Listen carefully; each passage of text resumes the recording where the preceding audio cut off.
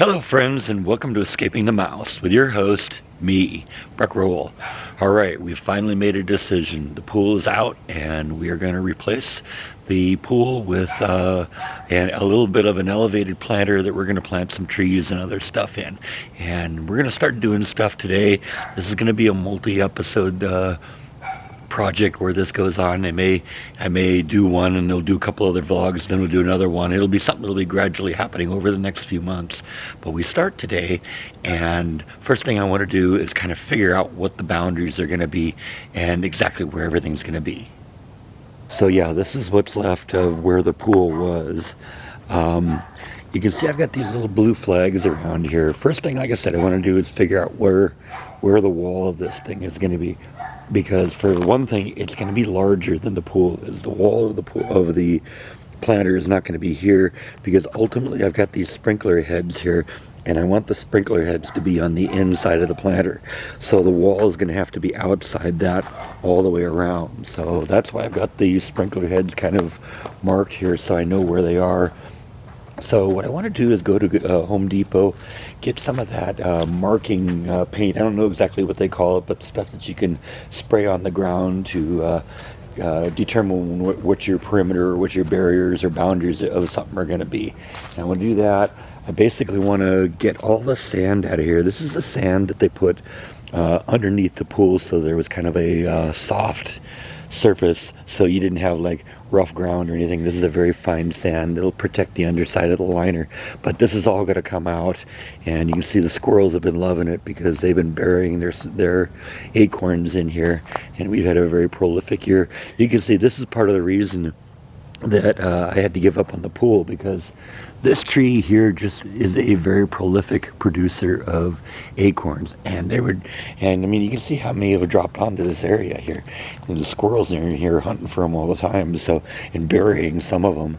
So anyway, like I said, I got to get that out. I want to get the perimeter determined on there, and then we got to dig out the soil here back to the perimeter, to the new perimeter, and get everything kind of level and ready to go. And yeah, like I said, this is going to take a while, but we start right now. Okay, a couple hours have passed. What I've done so far is I wanted to kind of clean up the perimeter around here.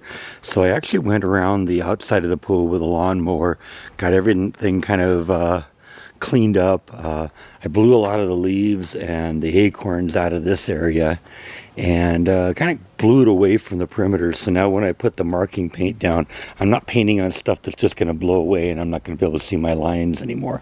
I've also gone over to Home Depot and picked up some of that marking paint, and I'm going to spray paint all the way around the perimeter here, and that'll let me know what the boundaries are going to be of the new planter. And I've also established a middle point here when I put a stake in the middle of the yard. This is going to be important because this is going to help me to create the circle.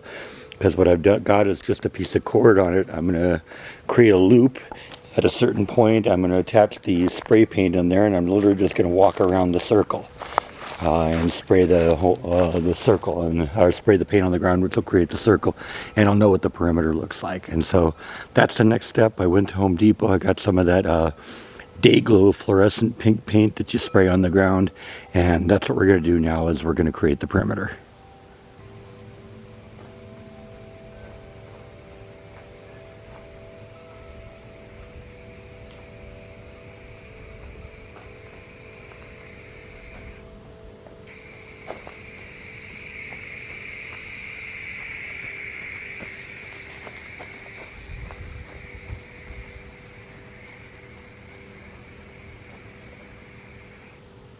Okay, so I've created my perimeter now for the new planter. This is where it's going to be. I'm planning on having the outer edge of the bricks right on this line. So that'll be kind of the outer image, or outer diameter. Now, I'm planning to stack the bricks 3 high. And so since each one kind of sets back from the previous one, that meant I needed 9 inches from the perimeter to the nearest sprinkler head, and this was the closest one here, the one that was slightly further away from the center post than any of the others. And so I've set it up so the distance between here and the sprinkler head is 9 inches. That'll allow me to put 3 bricks stacked on top of each other, like I said, with them staggering back. But this now shows me, like I said, where the perimeter of the wall is going to be. And now that I have this, I can calculate what the radius is. And once I know the radius, I can start beginning to calculate how many bricks I'm going to need. Because we're going to need lots and lots and lots of bricks to go all the way around this 3 times. So let's figure out what that is and see where we are. All right, so let's nerd out a little bit. We want to calculate the circumference because that's how I'm going to figure out what the how many bricks I'm going to need.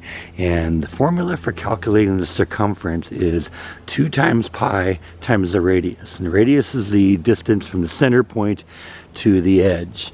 So the radius in this case is 169 inches. So you multiply that by 2 and by pi, and basically what we're going to have is the circumference is going to be 1,062 inches around. That breaks down to about 88 feet. Since the bricks are about 1 foot wide, that means I'm going to need about 88 bricks for each level on this. Now, as I've been kind of going along here, I'm wondering if it's going to be limited to 3 bricks high, or if I may go 4 or 5. And if that does, that's going to increase the amount of the number of bricks I'll need, because you will go from currently I've got an estimate of 264 of those bricks, which weigh 22.5 pounds each. So that's going to be multiple trips getting those home, or seeing if I can get Home Depot to deliver them for me. And if I go beyond that, then that's going to be even more. I'm figuring right now, if I go with the three levels, we're talking about 6,000 pounds of bricks. So that's going to be quite a bit. But fortunately, they're not that expensive, and I've used them before. It's the same kind of paving stones I have in the back corner there. I really like them. I've used those in my house in California too, so they look really cool, and this is going to be fantastic. Alright, so I've gone around the perimeter of this thing now with a weed whacker and basically cut the grass back. Probably wasn't entirely necessary, but I did it anyway. And next thing I got to do now is I got to basically cut all of this out here, all the way back there, go straight down and get it flat with what's at the bottom of the pool here, because the bottom of the pool is basically our definition of level. More or less at this point. So since the yard slopes this way, I have to kind of cut into the hill a little bit on this side.